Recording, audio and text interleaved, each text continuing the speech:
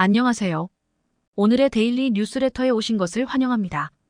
독재자냐 아니냐를 두고 여전히 갑론을박이 펼쳐지는 러시아의 푸틴이 이재용과 삼성에게 러시아의 미래를 맡길 수밖에 없다는 주장이 제기됐습니다. 옛 소련 시절 전 세계를 호령하던 러시아가 과거의 영광을 되찾기 위해 반드시 삼성이 필요할 수밖에 없다는 이야기인데요.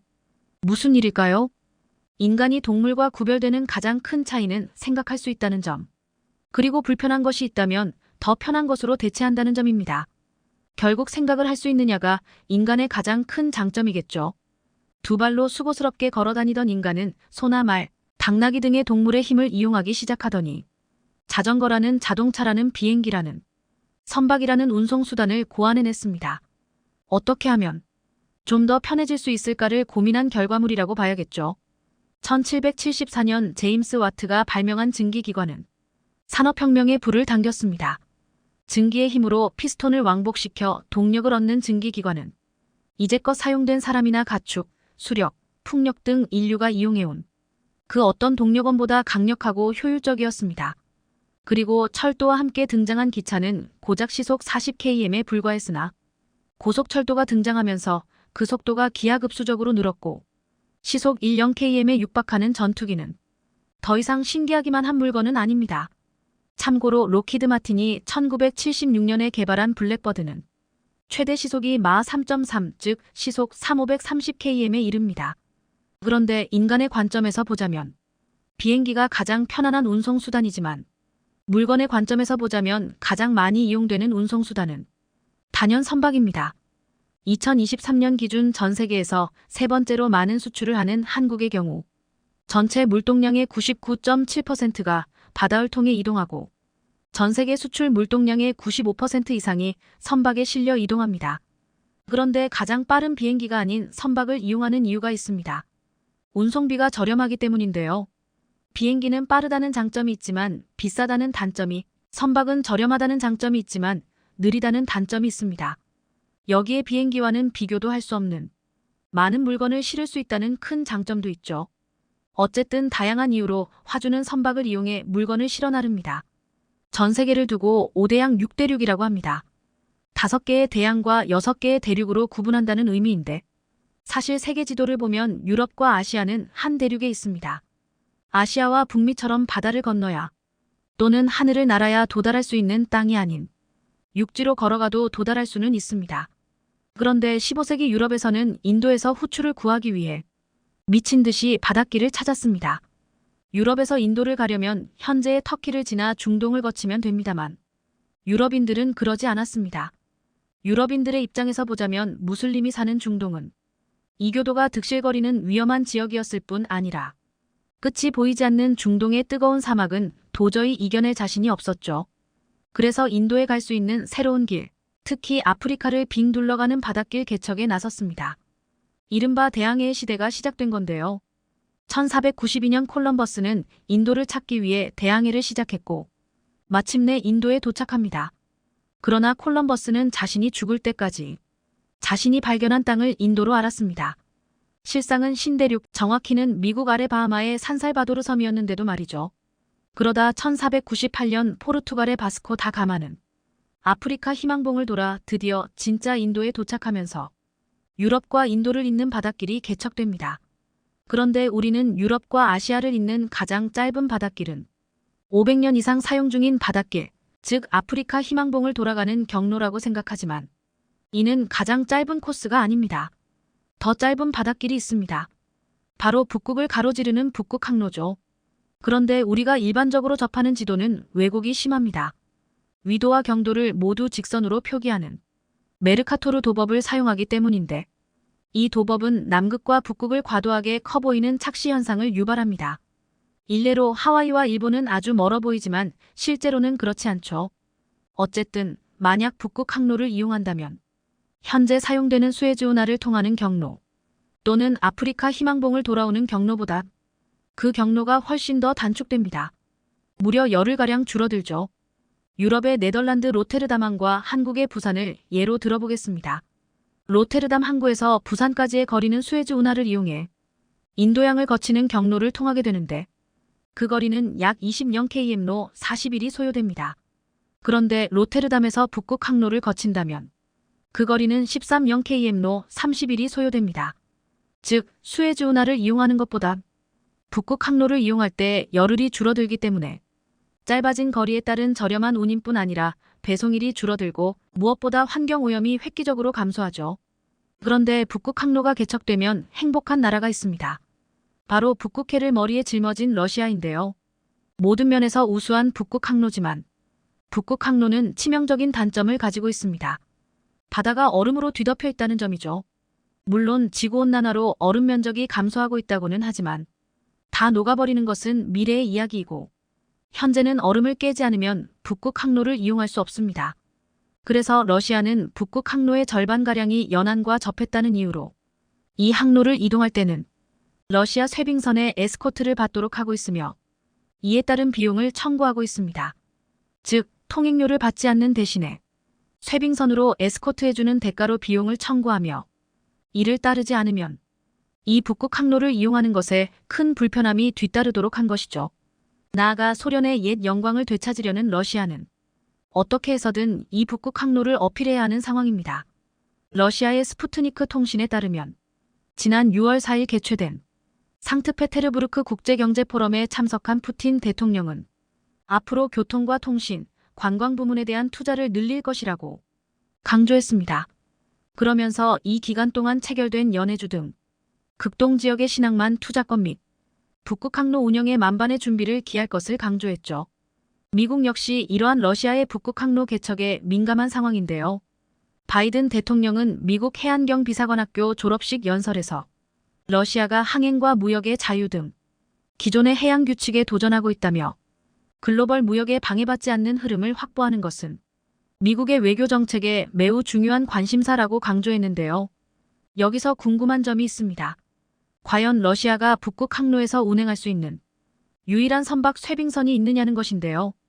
왜냐하면 북극해의 얼음을 부수면서 앞으로 나아가려면 일반 선박으로는 절대로 불가능하기 때문입니다.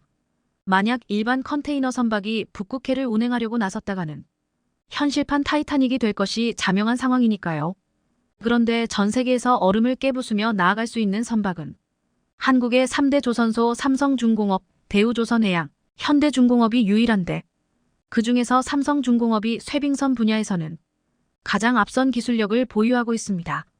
세계에서 이 쇄빙선을 가장 잘 만드는 기업이자 세계 최초로 전진과 후진이 가능한 양방향 쇄빙유 조선을 만들어내기도 했죠.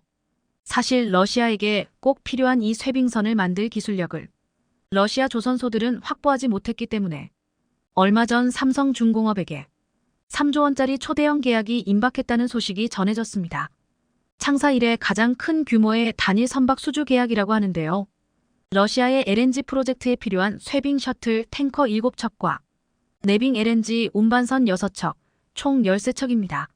셔틀 탱커란 바다 한가운데 설치된 원유 및 천연가스 생산시설에서 탱크를 가득 채운 후 육지로 운반하는 역할을 하는데 여기에 쇄빙선의 기능까지 갖추면 이것이 바로 쇄빙 셔틀 탱커이고 내빙 LNG 운반선은 수면의 얼음이나 빙산의 대비가 가능한 LNG 운반선입니다.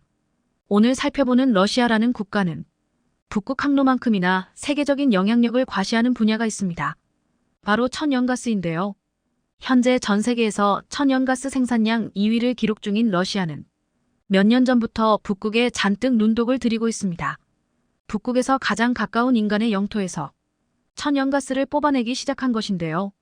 러시아 국영 에너지 기업인 노바텍은 30조 원이라는 천문학적인 금액을 투입해 북극의 야말 반도에서 LNG를 뽑아 올리기 시작했습니다. 야말이라는 단어는 네네츠어로 세상의 끝이라는 뜻을 가지고 있는데 북극해와 맞닿아있으며 그동안 푸틴은 이 야말 반도에서 LNG를 뽑아낼 것이라고는 상상도 못했습니다. 그런데 러시아에게 하늘이 내려준 기회가 등장합니다. 삼성중공업이 2005년 얼음을 깨며 전후진이 가능한 양방향 쇄빙선을 만들기 시작하면서 러시아에게는 천재일우의 기회가 찾아왔죠.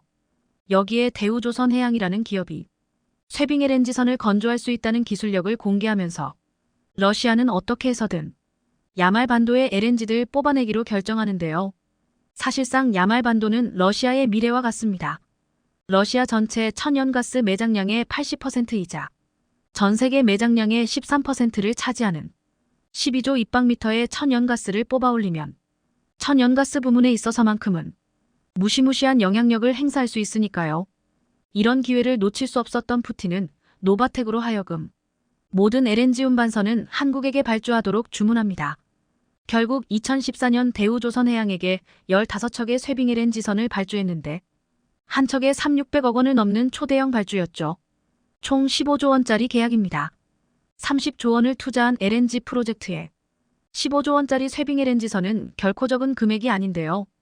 그러다 2017년 1호선을 러시아로 인도한 후 명명식이 열렸을 때는 푸틴 대통령이 직접 참석해 극찬을 쏟아내기도 했습니다. 총 길이 299m, 폭 50m의 이 선박은 2.1m 두께의 얼음을 깨부수며 전진합니다. 얼음과 직접 맞닿는 선수와 선미 부분에는 조선업 사상 최초로 70 초고강도 특수강판을 사용해 이목을 끌기도 했죠. 아크 7급이라고 명명된 이 선박이 없다면 러시아는 1년에 3개월밖에 LNG를 운반할 수 없지만 대우조선해양 덕분에 이제는 1년 내내 북극해를 오가며 650만 톤의 LNG를 수출하고 있습니다. 그런데 얼마 전 푸틴이 또 한 번 한국에게 대형 발주를 넣었습니다. 대우조선해양과 삼성중공업에게 쇠빙 LNG선을 각각 4척씩 총 8척을 발주한 것이죠. LNG선 자체도 고부가 가치 선박이지만 쇠빙 LNG선은 특수기능을 갖춘 관계로 척당 3,000억 원을 훌쩍 뛰어넘는 초고부가 차치 선종에 속하는데 2014년 15척에 이어 올해 또 8척을 주문한 겁니다. 대우조선해양의 경우 4척에 대한 슬롯 계약을 완료했고 삼성중공업은 2척은 확정, 2척은 옵션 물량으로 확보했다고 알려졌습니다. 원래 러시아는 국영 조선소인 지베즈다라는 조선소가 있습니다. 그리고 누가 보더라도 러시아 자국 조선소에 발주하면 가장 좋은 그림이 됩니다. 국영이니만큼 조선소가 수주하는 금액을 얼마든지 후려칠 수도 있고 그게 안 된다면 세금으로 걷어 곳간을 두둑히 채울 수도 있고 러시아 조선업의 발전도 꾀할 수 있으니까요. 그런데 지베즈다는 좀 특이한 이력을 가지고 있습니다. 오로지 군함 및 핵잠수함에 특화된 관계로 상선 기술력은 부족한 겁니다. 냉전 시대의 주인공이었던 만큼 조선업도 발전하지 않았을까 생각되지만 그렇지 못했습니다. 제2차 세계대전을 겪으면서 러시아는 오로지 전쟁을 위한 선박에 집중했고 2차 세계대전 이후에도 세계 패권을 잡겠다는 목표 하나로 오로지 군함에만 매달렸습니다. 그렇다 보니 현재 러시아 입장에서 가장 필요한 쇠빙 LNG선 등을 건조할 능력이 없어 20조 원에 가까운 돈을 한국 기업에게 쏟아붓고 있는 것이죠. 어쨌든 러시아는 이렇게 부족한 기술력을 메우기 위해 고군분투하는 중이며 어쨌든 북극 항로가 개척이 되든 그렇지 않든 현재 러시아라는 국가가 가장 필요로 하는 국가는 한국이라는 사실이 변하지는 않습니다. 세계 최고라는 자부심을 넘어 전 세계 조선업의 미래를 책임져야 한다는 막중한 임무를 어깨에 짊어지고 있다는 점도 잊지 말고 지속적으로 기술력을 발전시켜야겠습니다. 한국이 개발도상국의 딱지를 떼고 선진국으로 올라선 4개월 뒤 직선거리로 10km를 넘는 거리를 단숨에 날아와 거제도에 도착한 아프리카 대통령이 있었습니다. 대통령이라는 지위가 그리 한가한 자리가 아님에도 모든 일정 다 제치고 한국으로 날아온 그는 자국이 가진 가장 확실한 재산인 천연가스 대부분을 한국에게 맡기겠다고 약속했습니다. 무슨 일이 있었던 것일까요?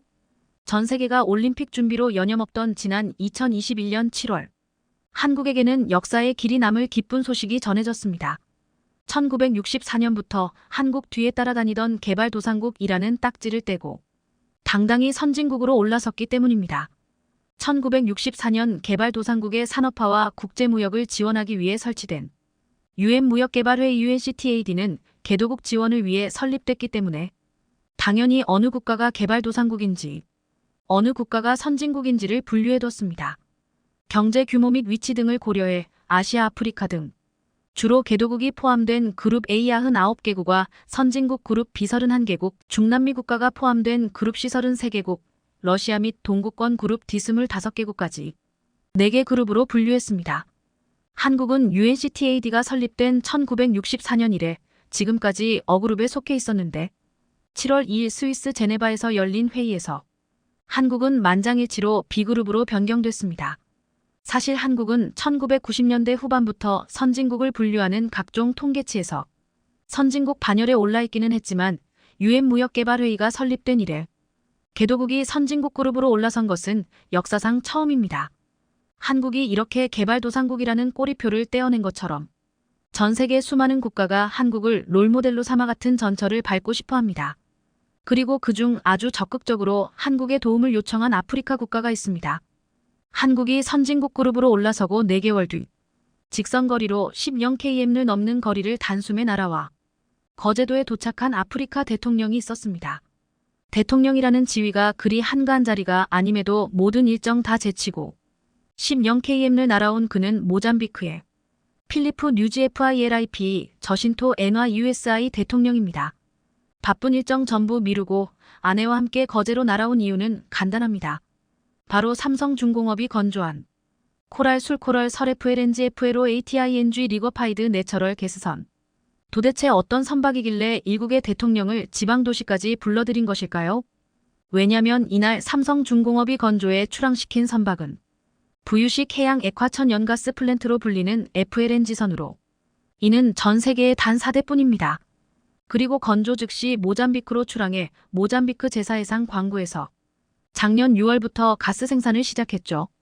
바다 위의 공장이라고도 불리는 이 선박은 바다에 뜬 상태로 천연가스를 생산하는데 심해에서 끌어올린 기체 상태의 천연가스를 채굴 및 정제한 후 이를 액화천 연가스 LNG로 만들어 저장하는 역할을 하는데요.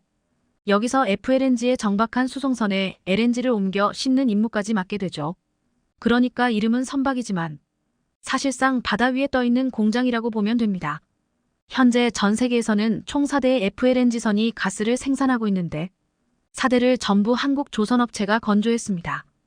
2011년 로열 더치 쉘이 발주한 세계 최대 규모의 프렐류드 FLNG, 2015년 말레이시아 국영 에너지 기업 페트로나스가 발주한 페트로나스 두아 FLNG, 그리고 모잠비크에서 가스를 생산 중인 코랄술 FLNG는 2017년 이탈리아 에너지 기업 ENI가 발주한 선박으로 이 세 척을 전부 삼성중공업이 건조했습니다.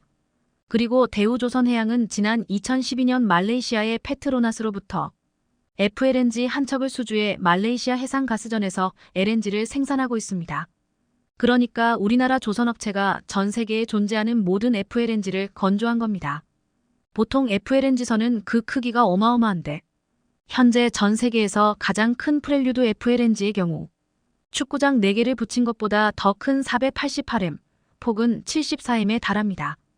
연면적 430만m이은 휴양도시 모나코 면적 195만m의 2배 이상에 달하는, 그러니까 모나코보다 2배 큰 선박이 바다 위에 떠 있는 겁니다.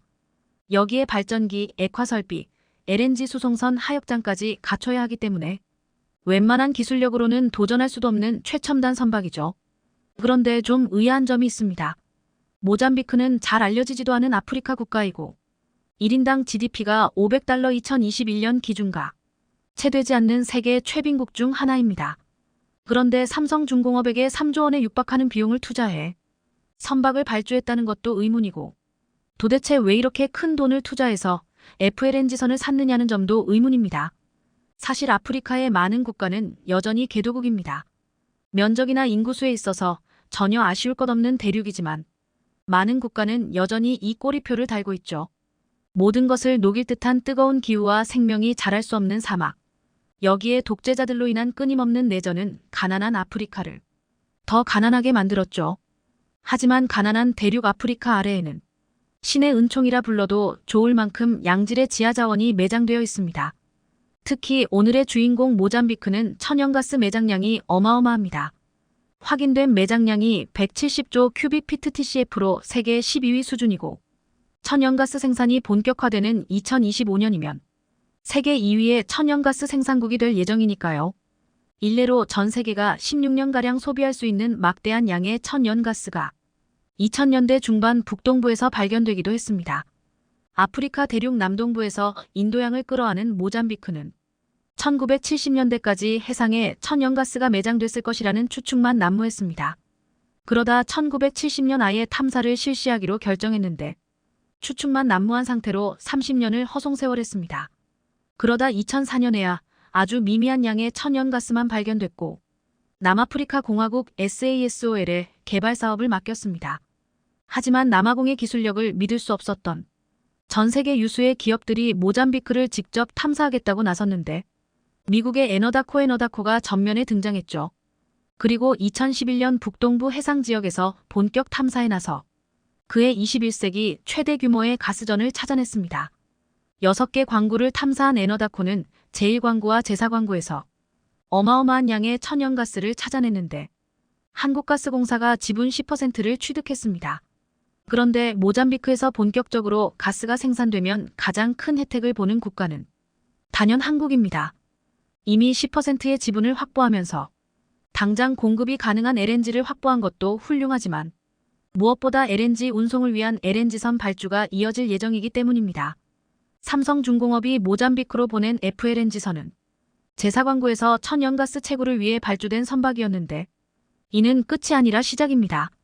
왜냐면 금세기 최대 규모의 천연가스가 발견된 만큼 채굴과 동시에 이를 전 세계 곳곳으로 운송해야 하는데 이 LNG 운반선 시장을 한국 조선업체들이 독점하고 있기 때문이죠. 아마 모르긴 몰라도 모잠비크 프로젝트에서 발주될 선박의 90% 이상은 한국 기업이 수주할 겁니다. 조선업 전문 분석기관 클락슨 리서치는 모잠비크 프로젝트가 이상 없이 진행될 경우 최대 40척의 LNG선이 필요할 것으로 내다봤는데 이미 2020년 현대 3호종 공업이 9척, 삼성중공업이 7척에 대한 건조 이항서 LOI를 체결했습니다. 다만 프로젝트 추진을 맡은 프랑스의 TOTAL이 내전에 의한 무장 반군의 습격으로 불가항력을 선언하며 물러서면서 최종 계약에는 이르지 못했지만 사태가 안정되면서 올 상반기 최종 계약이 확정될 것으로 보입니다. 그리고 현재 중국이나 일본 등 LNG 선박을 만들 수 있는 국가가 몇 있기는 하지만 워낙에 건조 능력이 떨어지는 관계로 한국 조선업체들이 이후 추가로 발주될 23척을 전부 수주할 것으로 보이는데요. 그런데 모잠비크에서 비단 LNG선 수주에서 그치는 것은 아닙니다. 왜냐면 대우건설이 5억억 원 규모의 부대설비 조성공사까지 수주했기 때문입니다. 대우건설은 모잠비크 최북단 팔마 지역 산업단지에서 연산 640만 톤 규모의 LNG 에콰트레인 2기 및 부대 설비를 조성하는 공사를 수주했는데 그중 이중 철골, 기계, 배관, 전기 개장 등 핵심 공정 분야를 시공하게 되는데요.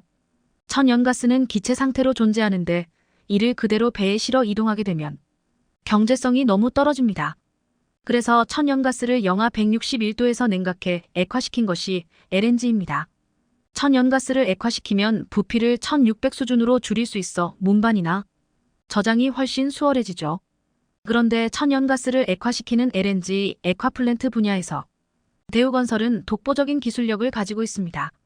이미 전 세계에서 가동 중인 90여 기 중 10기를 시공했을 만큼 경험과 능력 모두 출중한데요.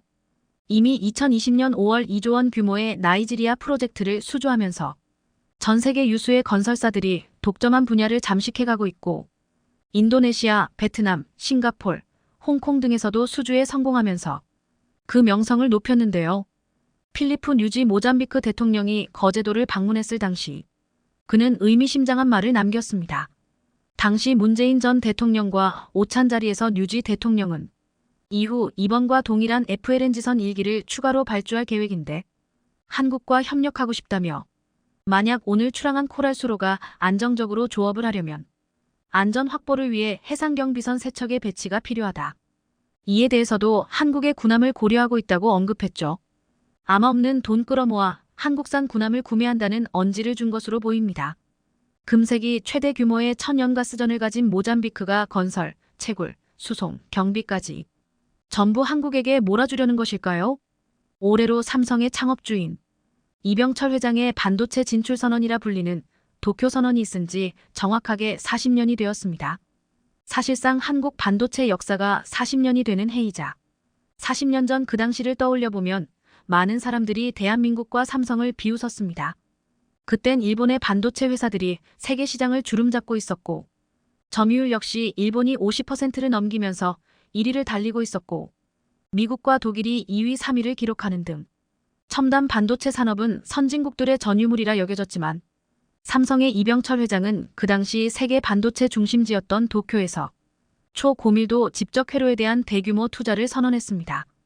그 당시 일본, 미국, 독일 등 반도체 기술력을 확보한 국가들은 한국의 첨단 산업 도전을 두고 기술력도 없으면서 연구개발 투자금을 챙기려는 선언이라고 비판했으며 원천 기술과 공급망도 없는 국가가 실패가 뻔히 보이는 무모한 도전을 한다고 비웃었습니다. 세계적인 외신과 반도체 업계 관계자들도 삼성의 이병철 회장을 두고 과대망상증 환자라며 보도하는 등 아무도 한국이 성공할 것이라 생각하지 않았습니다. 하지만 40년이 지난 지금 한국의 반도체는 세계 정상의 위치에 올랐고 그만큼 한국의 자리를 노리는 경쟁자들 역시 생겨났습니다. 현재 한국이 세계 시장 70%를 점유하는 메모리 반도체 분야에선 미국의 마이크론과 일본이 연합하여 점유율 확장을 노리고 있고 이 밖에 중국 기업들도 메모리 반도체에 상당한 투자를 해왔지만 지난 수년간 지속된 미국의 반도체 제재와 글로벌 반도체 수요 공급 하락에 중국 업체들은 점점 사라지고 있는 추세입니다. 반면 반도체 위탁 생산이라 불리는 파운드리 시장에선 한국의 반도체가 추격자 역할을 하고 있는데요. 대만의 파운드리는 세계 시장 점유율 50%를 차지하면서 사실상 독점적인 체제를 구축하고 있습니다. 하지만 한국의 삼성전자가 파운드리 시장에 본격적으로 진출하겠다고 나서면서 대만의 TSMC는 비상에 걸린 상황이라는 소식이 전해지고 있습니다. 단순히 삼성이 메모리 반도체에 집중하면서 세계가 파운드리 분야에 관심을 가지지 않을 때 대만은 유일하게 파운드리에 모든 것을 쏟았고 현재의 독점 체제를 구축했습니다. 하지만 최근 삼성이 가장 많은 연구개발 비용을 파운드리에 투자하면서 사실상 제2의 도쿄 선언이 되고 있다는 전망이 나오고 있습니다. 전 세계가 파운드리 시장의 원조는 TSMC이고 점유율도 50%를 넘기고 있지만 삼성은 고작 10%대 점유율을 기록 중인데 TSMC와의 경쟁에서 어떻게 이길 수 있냐는 의문이 나오고 있습니다. 하지만 삼성은 아무것도 없던 과거에서 지금의 반도체 대국을 세웠고 지금은 공격적인 투자를 하기에 최적의 시기라고 밝히면서 대만 TSCM을 더욱 압박할 것으로 보입니다. 특히 이번 금리 인상과 함께 찾아온 경기 침체로 반도체 수요가 급감하면서 많은 글로벌 반도체 기업들이 적자로 돌아서고 있는 상황입니다. 하지만 삼성에선 이런 반도체 위기 상황이 오히려 좋다며 반전의 기회로 만들겠다는 의지를 보여주고 있는데 이와 같은 내용을 자세히 알아보겠습니다. 얼마 전 국내 2위이자 세계 2위 메모리 반도체 기업인 SK하이닉스에서 10년 만에 적자를 내면서 국내외 투자자들에게 충격을 안겨주었습니다. 하지만 글로벌 3대 신용평가 기관들의 생각은 달랐습니다. SK하이닉스의 신용등급을 AA 등급으로 유지한 것인데요. 적자로 돌아선 기업의 신용평가가 안정적으로 유지되었다는 의미는 적자 상황이 오래가지 않을 것이란 전망과 적자가 오래가더라도 기업이 버틸 수 있는 충분한 현금성 자산을 보유하고 있거나 꾸준히 실적을 만들어내는 압도적인 기술력과 시장 지배력 등이 긍정적인 요인으로 평가받고 있습니다. 오히려 한국 이외의 반도체 기업들 대표적으로 마이크론과 같은 기업이 수개월 빠르게 적자가 시작되어 경쟁력이 약화되고 이런 상황은 결과적으로 한국 반도체 기업의 독점적인 지위를 강화시킨다는 전망입니다. 이렇게 메모리 반도체에서 시작된 불황은 파운드리 업계로 번져가고 있습니다. 최근 구글, 아마존, 마이크로소프트 등 빅테크 기업들이 줄줄이 서버 출하량 감소를 밝히면서 서버용 디램 가격과 CPU 가격이 낮아지고 있고 전 세계적으로 스마트폰을 비롯한 모바일 반도체와 PC 컴퓨터 시장도 마이너스가 예상되고 여기에 자동차 출고량까지 감소할 것으로 예상돼 차량용 반도체까지 한파가 불어닥친다는 전망입니다. 지난 3년간 비정상적인 반도체 호황기를 맞이한 반도체 생산 업체들은 생산량을 전부 상향 조정해 놓은 만큼 반도체 필요량은 점점 감소하는데 생산량과 재고가 늘어나 가격이 폭락될 것이란 예상이 정확히 맞아떨어지고 있다는 소식입니다. 여기에 대만의 TSMC도 지난해부터 본격적인 매출 감소에 접어들면서 비상에 걸렸습니다. 12월 매출은 전월 대비 13% 이상 감소했고 이런 매출은 금융위기 이후로 증권사 전망치보다 낮은 매출이 되었다며 TSMC도 세계적인 반도체 한파를 피할 수 없다는 것입니다.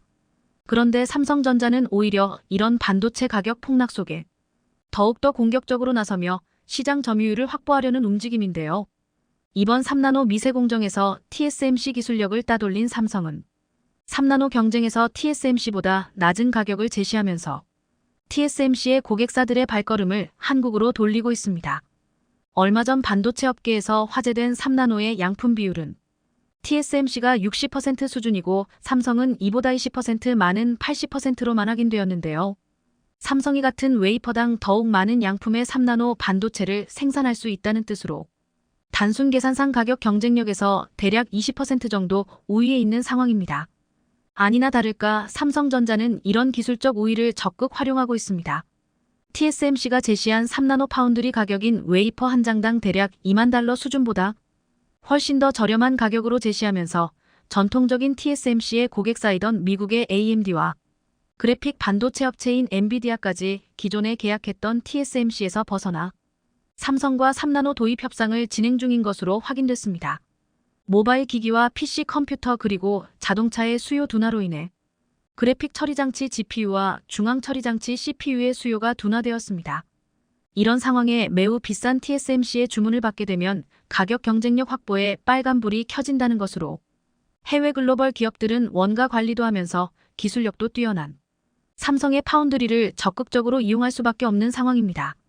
즉 삼성은 기술력과 자본력을 앞세워 이익이 남지 않더라도 공격적으로 점유율을 늘려 대만의 TSMC를 향해 파운드리 치킨 게임을 걸고 있는 상황입니다.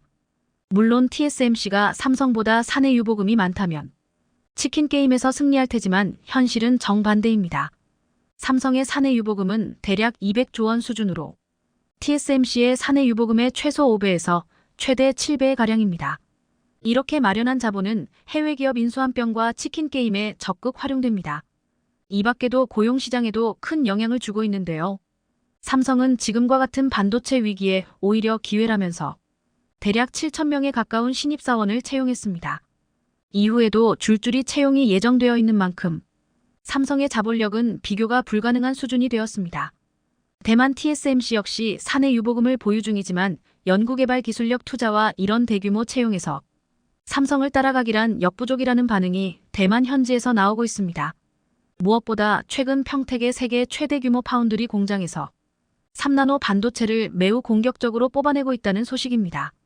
대만은 2021년부터 3나노 개발을 완료해 양산하겠다고 선언했지만 계속된 개발 실패 경험과 3나노 수율 부족으로 삼성과 물량 경쟁이 계속된다면 반드시 패배할 수밖에 없는 상황입니다. 삼성이 지난 40년 동안 반도체 점유율을 높이고 글로벌 기업들 중에서 생존할 수 있었던 이유는 지금처럼 위기가 찾아왔을 때 생산 물량을 줄이고 소극적인 대응을 하기보다 투자 금액을 늘리고 대규모 생산을 지속하며 채용 인력까지 국가 단위 규모로 모집해 상대 반도체 기업에게 긴장감을 안겨주고 있습니다. 이렇게 가다간 신규 인력으로 연구개발 기간과 품질이 상승하고 높은 기술력으로 미세 공정의 단가가 내려가 글로벌 고객사들을 두고서 TSMC와 경쟁에 유리한 위치를 점할 수 있다는 것입니다. 이를 두고 국내 반도체 업계에선 삼성 측에서 전 세계 반도체 한파가 찾아오자 기다렸다는 듯이 투자를 늘리고 있다며 이번 치킨 게임으로 TSMC와의 격차를 확실히 벌리는 게 목표로 보여진다고 언급한 만큼 앞으로 반도체 업계 상황이 어떻게 돌아갈지에 전 세계의 관심이 쏠리고 있습니다. 현재 글로벌 반도체 산업 구조가 빠르게 재편되고 있는데 메모리 반도체 이외엔 파운드리와 팹리스 그리고 이 모든 것을 종합하는 IDM이 있습니다. 파운드리는 반도체 공장만 보유한 채로 해외 첨단 기업들이 반도체를 주문하면 해당 설계도를 토대로 반도체를 생산해 납품하는 위탁 생산이며 팹리스는 자체 반도체 공장을 보유하지 않고 파운드리 업체에게 반도체 주문을 걸어 위탁 생산을 맡기는 업체를 말합니다. 반면 IDM은 종합 반도체 기업으로 팹리스처럼 반도체 자체 설계는 물론 파운드리를 통해 위탁 생산도 동시에 진행해 미래 반도체 산업에선 종합 반도체 회사인 IDM이 가장 유리한 고지를 차지할 것으로 전망되고 있습니다. 국내에선 삼성전자가 IDM 기업으로 평가받으며 반면 TSMC는 파운드리만 전문으로 하기에 빠르게 성장했지만 그만큼 위기에 취약하다는 전망도 나오고 있습니다. 특히 한국의 반도체 기초 체력이 상승한 것도 TSMC와의 반도체 패권 경쟁에서 긍정적인 요인으로 작용하고 있습니다. 지난 일본의 반도체 소재 수출 규제로 인해 국내 업체들은 일본으로부터 수입하던 3대 대표 소재들을 전부 국산화하는 데 성공했지만 대만의 경우는 여전히 자체 개발을 하기보단 일본으로부터 수입하는 데 의존하고 있다며 한국은 미래 반도체 소재 공급난이 찾아와도 자체 개발한 소재로 대응이 가능하지만 대만의 경우는 일본으로부터 공급이 끊기면 대만의 반도체 생산도 사실상 멈춘다는 것으로 이런 위기관리 능력에서 취약할 수밖에 없습니다. 최근 대만 반도체 기업을 대표하는 TSMC와 우리나라 삼성전자 간에 치열한 반도체 패권 경쟁이 벌어지고 있는 상황에 100대 78 미국 반도체 산업협회가 미국과 아시아 한국 대만의 첨단 시스템 반도체 공장을 짓고 10년간 운영했을 때 드는 총 비용을 비교한 숫자입니다. 미국에서 드는 비용을 100원이라고 봤을 때 한국 대만은 78원이 든다는 것입니다. 같은 기준으로 중국은 63원의 비용이 드는 것으로 분석했습니다. 이는 미 반도체 업계를 대변하는 미국 반도체 산업협회가 보스턴 컨설팅 그룹과 지난 2021년 불확실한 시대의 글로벌 반도체 공급망 강화라는 제목으로 자체 경쟁력을 분석한 보고서에 담긴 내용으로 첨단 반도체 공장을 미국에 짓고 10년간 운영하는 것이 한국보다 약 29% 비싸다는 것입니다. 미 반도체 산업협회는 그 이유로 부족한 정부 보조금과 건설비 인건비, 전기 수도요금 등 상대적으로 비싼 각종 비용을 꼽았습니다. 미국 정부가 반도체법을 만들어 반도체 제조시설 보조금 390억 달러를 비롯해 총 520억 달러 약 68조 원을 지원하겠다고 나선 것도 이런 약점을 보완하기 위해서였습니다. 하지만 미국 정부가 보조금 신청 조건으로 반도체 시설 접근 허용 예상 초과 이익 공유 등 까다로운 조항을 내걸고 있는 데다 최근 인플레이션으로 반도체 공장 인건비, 건설비가 더 치솟고 있어 미국에 지으면 지을수록 오히려 손해가 더 커지는 구조라는 지적이 등장했습니다. 반면 한국은 정부가 과감하게 수도권 규제를 풀어 경기도 용인의 세계 최대 규모의 첨단 시스템 반도체 클러스터를 짓겠다고 발표했고 이튿날엔 여야가 대기업의 반도체 시설 투자세액 공제를 155%까지 상향하는 데 합의하는 등 기존 약점들을 빠르게 보완해 나가고 있다는 소식도 함께 전해졌는데요. 반도체 업계에선 반도체 공급망을 구축하겠다는 미국의 투자 매력도가 현실적으로 크게 떨어진 상황에서 과연 미국에 갈 필요가 있느냐, 미국 생산기지 구축 계획을 재검토해야 한다는 목소리가 커지고 있습니다. 미 정부의 까다로운 반도체 보조금 조건과 인플레이션 탓에 눈덩이처럼 불어나는 공장 건설, 비용 반도체 보조금 상향 등 국내 투자 요건 개선, 국내 반도체 업계에서 미 투자 회의론이 빠르게 부상하는 것은 이 세 조건이 복합적으로 작용하고 있기 때문입니다. 그간 한국 반도체 기업들 2030%가량 높은 건설 운영비에도 불구하고 미국에 공장을 지었던 가장 큰 이유는 건설 속도와 고객 요구였습니다. 반도체 업계는 단 6개월만 투자가 늦어도 수조 원의 손해를 볼 만큼 적기 투자와 건설이 생명입니다. 하지만 반도체 공장 하나 짓는데 한국은 8년, 미국은 3년이란 말이 나올 정도로 국내에선 각종 규제와 인허가에 발목 잡힌 경우가 많았습니다. 미국 큰손 고객들도 이런 사실을 알고 현지 생산 현지 조달을 요구해 왔는데요. 하지만 최근 한국 정부의 수도권 규제 완화, 여야의 대기업 반도체 세액 공제의 15% 상향 등이 속도감 있게 이어지면서 투자 대상으로서 한국의 약점을 빠르게 보완하고 있는 상황으로 일본 닛에 있는 삼성이 국내 장기 투자 계획을 밝히면서 반도체 장비 소재 업체들의 한국 진출이 가속화될 가능성이 있다고 분석했습니다. 최근 미국의 반도체 공장 건설비는 빠르게 상승하고 있는 것으로 나타났습니다. 올해 말 완공이 목표인 삼성의 테일러시 파운드리 공장은 건설비가 애초 계산 170억 달러 약 22조 2천억 원보다 50% 가까이 증가한 250억 달러 약 32조 7천억 원으로 예상되고 있는데요. 현지 인건비뿐 아니라 철강제 등 건축 원자재 비용이 가파르게 오른 탓이었습니다. 이에 따라 공사비의 최대 15%인 미정부 보조금도 3조 3천억 원에서 4조 9천억 원으로 커지지만 공사비 증가폭 10조 5천억 원을 감당하기엔 역부족으로 드러났는데요. TSMC 역시 건설비와 인건비 상승으로 부지 조성과 장비 도입의 차질을 빚으면서 공장 가동 시기가 1년가량 늦춰질 것이란 전망이 나왔습니다. 심지어 TSMC의 애리조나 공장 투자 계획은 사업 수익성을 고려하지 않은 정치적 결정이라는 비판도 나왔는데요. 사모펀드 커틀랜드 캐피탈의 커트 양 회장은 비즈니스 관점에서 TSMC의 미국 투자는 전혀 말이 되지 않는다. 지금까지 애리조나 공장은 TSMC나 대만에 어떤 이익도 주지 못했다고 밝혔습니다. 하지만 미 정부는 여전히 요지부동으로 나타났습니다. 미 국무부 라민 툴루이 경제기업 담당 차관보는 반도체 보조금 규정이 초과 이익 환수 기업 기밀 공개 등 독소 조항이 너무 많다는 외신 기자들의 지적에 대해 외국 기업뿐 아니라 미국 기업에도 동일한 보조금 조건이 적용된다고 일축했습니다.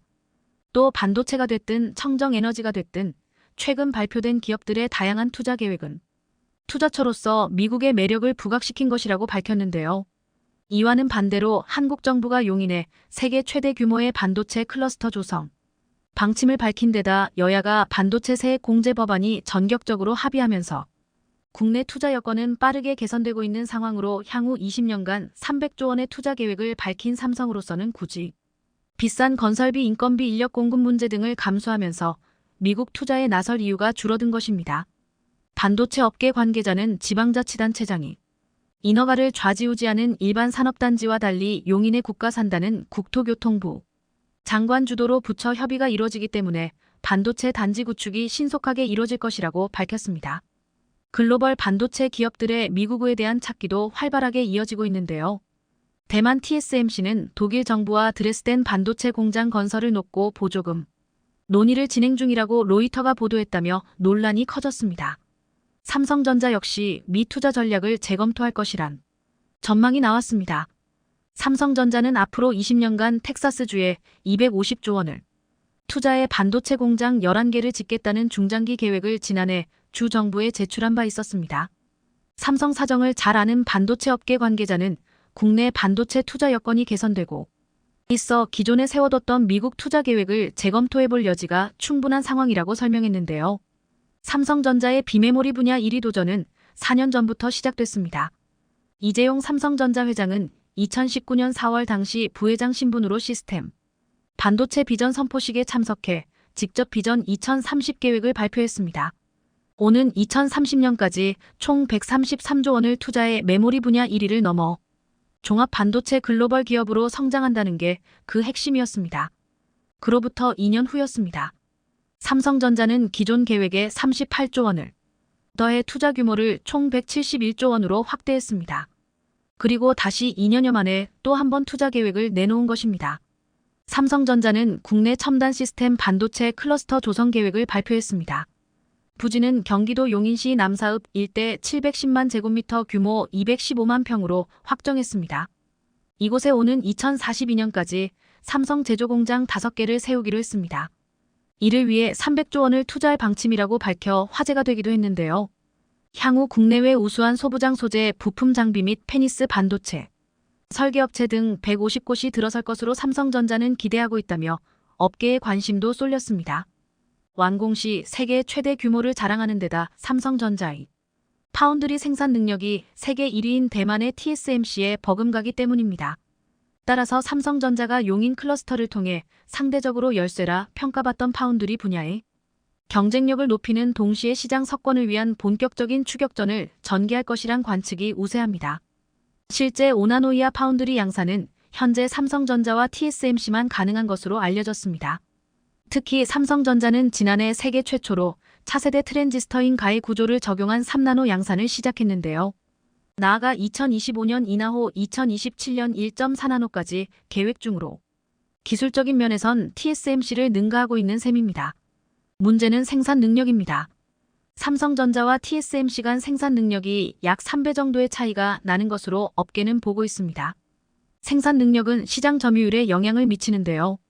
대만 시장 조사업체 트렌드포스에 따르면 지난해 4분기 파운드리 시장에서 삼성전자와 TSMC는 각각 15.8%, 58.5%를 기록하며 42.7%포인트 격차를 보였습니다. 삼성전자의 용인 클러스터 조성 계획이 추격전으로 해석되는 이유입니다. 일각에선 이재용 회장의 승부수로 평가하기도 했습니다.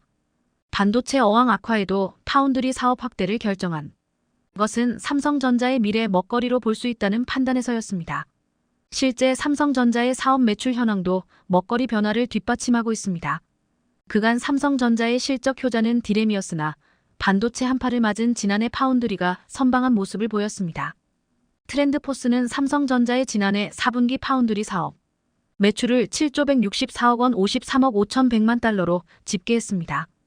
같은 기간 디램의 사업 매출 7조 2,103억 원 55억 4천만 달러보다 1,939억 원 낮은 것으로 나타났는데요. 메모리 업황 반등 시점이 늦어질 경우 올해 파운드리 매출이 디램을 뛰어넘을 수 있으며 파운드리는 수주형 사업이라 글로벌 경기 영향을 덜 받는 것으로 삼성전자가 메모리 가격 폭락으로 실적 부진이 이어지고 있지만 파운드리 반도체 위탁 생산 부문이 반도체 사업의 최대 성장 축으로 떠오르고 있다며 글로벌 경기 침체 상황에서 수주형 산업인 파운드리의 강점이 부각되고 있는 것입니다.